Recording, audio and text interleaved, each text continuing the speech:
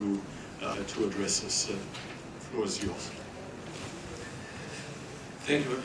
Thank you very much, Mr. Secretary General, Excellencies, ladies and gentlemen.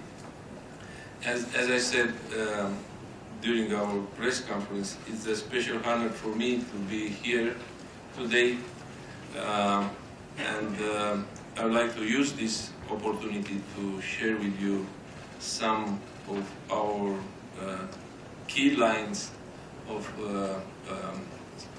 sustaining our endeavor to OECD. I would like to start with a recollection from the beginning of this year. Immediately after Romania received the letter of invitation to start the OECD accession process, the Secretary General, Matthias Corman, visited Bucharest. And I will always mention that it was our first meeting, but we very soon realized that we have a very good chemistry. There is a very good chemistry in between us. So thank you very much for visiting us that time. It was at the end of January, and I remember very well the long discussion we had about the imminence of the Russian attack against Ukraine. There were several scenarios, and unfortunately the most dramatic of them happened. A few weeks later, Russia launched an atrocious, illegal, unprovoked and unjustified war against a peaceful neighbor. Many people died, entire cities have been destroyed, unimaginable atrocities were committed against civilians, and millions of Ukrainians have become refugees. As the EU member state with the longest border with Ukraine, Romania and the Romanian people have done their utmost to help Ukraine and the refugees that sought shelter from the war. Since the beginning of the conflict, over 3 million Ukrainians have crossed the border into Romania, some traveling to other EU member states, others staying in Romania for a short period of time. Almost 100,000 of them decided to call Romania their home for at least medium term. Ukrainian refugees benefit from support with free shelter, medical services, education and public transport. They have been also granted access to the labor market. We constantly adapt our support infrastructure to their concrete needs and think in perspective. I'd like to let you know very shortly that our government was the first one who provided the plan for integrating the Ukrainian people within our society.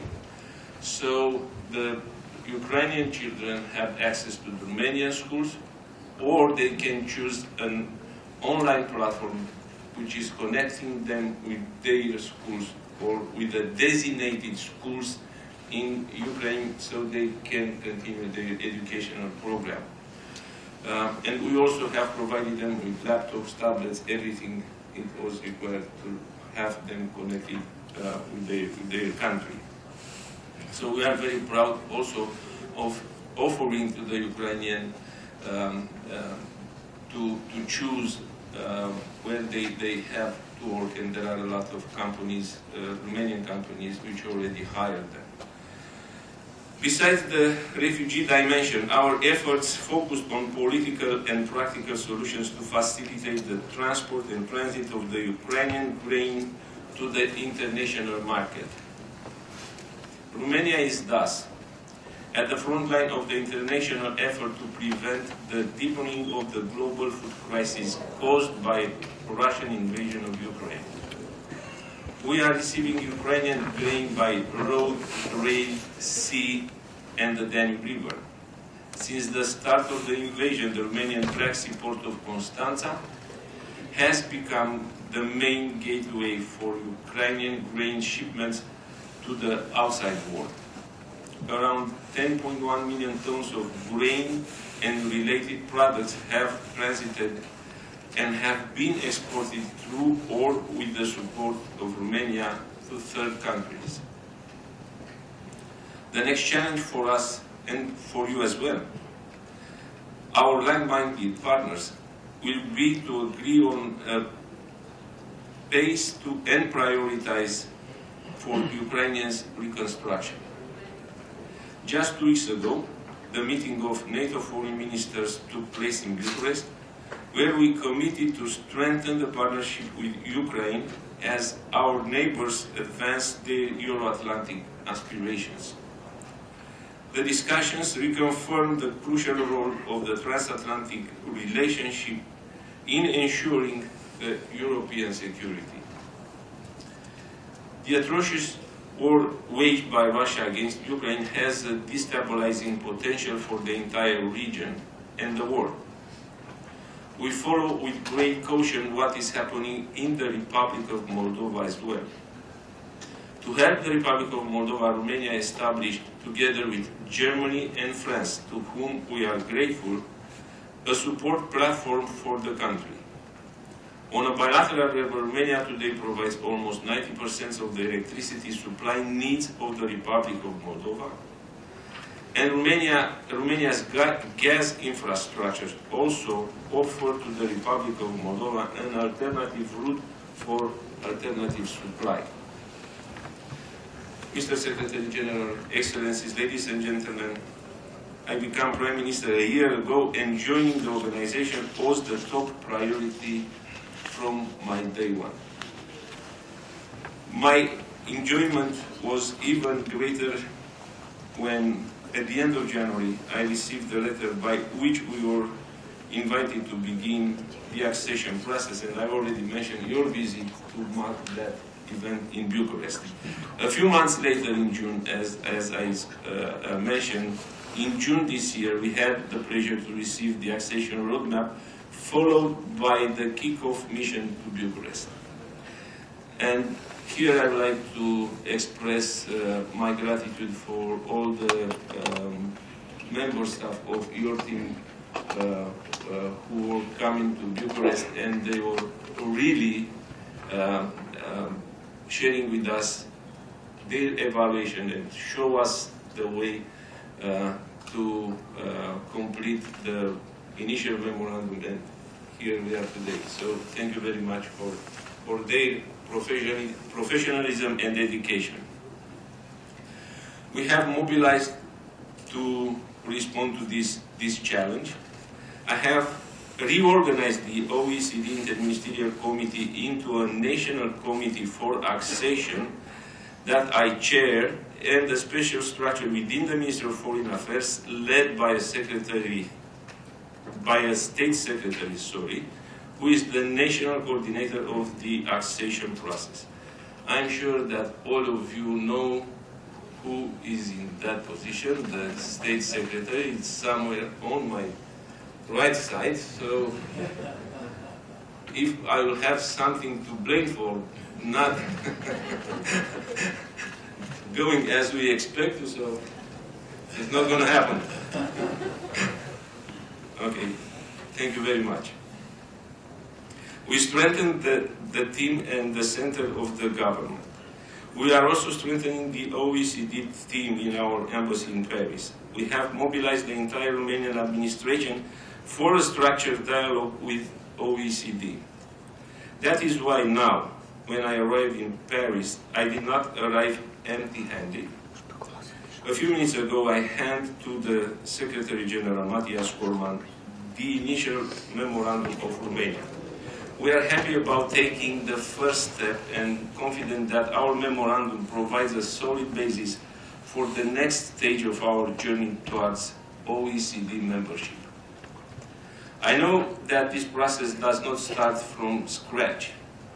Over the years, Romanian institutions have worked with the OECD structures, and your expertise has been a great use to us in many areas: corporate and public governance, competition, investment, state-owned enterprises, fiscal policy, education, environment, development assistance, to name a few. The accession process places us in a different paradigm. Romania does not see the OECD accession as a purpose in itself. Romania wants to use the process of accession as a catalyst for reforms, as an engine for change, as pointed out by the Secretary General. As someone well said, the journey is important as the destination. We will walk this road together and we will reach our destination together. As highlighted in the OECD Economic Survey of Romania, in less than 20 years, Romania has reduced its gap in GDP per capita to the OECD average by half, from close to 70% to around 35%. The population at risk of poverty or social exclusion had fallen to 30% in 2020 from around 50% 13 years before. I can offer other figures. In the last 30 years, Romania's GDP has increased 9 times, the biggest increase in the European Union. The growth continues despite the crisis we are going through. The latest OECD economic outlook anticipates an increase in Romania's GDP of 5.6% for 2022, which reflects a strong recovery following the economic impact of COVID-19. Of course, there are still issues requiring attention, such as the rising inflation. The Romanian government has taken measures especially to protect the most vulnerable people to pass these hard times.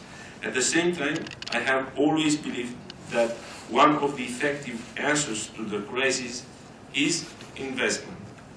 My government allocated the largest investment budget of the last 30 years, amounting to almost 18 billion euro, aiming at relaunching the Romanian economy and supporting the business environment. And we increased even more the investment budget for the next year, more than 20 billion. However, I would like to let you know that yesterday our parliament has approved the budget for next year, so the figures which I am sharing with you are already approved. It's for the first time when in Romania the budget is approved before the end of the first half of December. Here too. That's why we are trying to access your organization. So, to these EU funds are added in support of reforms and investments that will accompany Romania's green and digital transitions. Our government is deciding to use every euro of the almost 90 billion provided by the EU through NRRP and MFF. Romania supports a determined collective action involving all relevant stakeholders in order to implement the 2030 agenda and the Paris Agreement objectives. We have an integrated approach of combating climate change, nature-based solutions in the carbon capture process, green technologies to reduce emissions from the energy and industrial sectors, behavior change through awareness and advancing education on climate change. I appreciate at the same time that the OECD continues to ask the right questions at the right time, such as the ones addressed during the recent conference organized by the OECD in Luxembourg, Building Trust and Reinforcing Democracy. Rebuilding trust in democracy in a period of successive and concurrent crises should be part of and parcel of our collective effort for resilience. Mr. Secretary General, Your Excellencies, for Romania, joining the OECD does not only mean joining the group of countries where 70% of global trade and 90% of global direct investment takes place. It also means new openings. We will have the opportunity to share experience with like-minded countries from North and South America to Asia, as well as with our European partners. It means joining the group of countries that believe in the same values. We will work with the 26 committees, with the Secretariat, which I want to thank again for its permanent support, and with you, the member states, so that the accession process take place in the best terms possible. In times of crisis, more than ever, it is important for like-minded countries to stand together and support each other.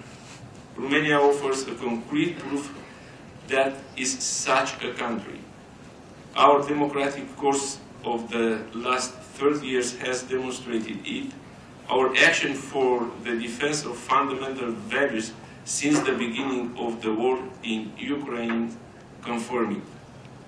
After the accession to NATO and the integration in the European Union, the OECD accession represents a milestone objective in further accelerating an adaptation of Romania for the 21st century. I trust we will walk this path together successfully, and I would like to thank you again for all your support. I would like to thank you for your patience and listening my speech, and also I would like to let you clarify if you have any questions. I'm available to answer whatever you want to know about Romania and about our process to access the OECD. Thank you very much for your time.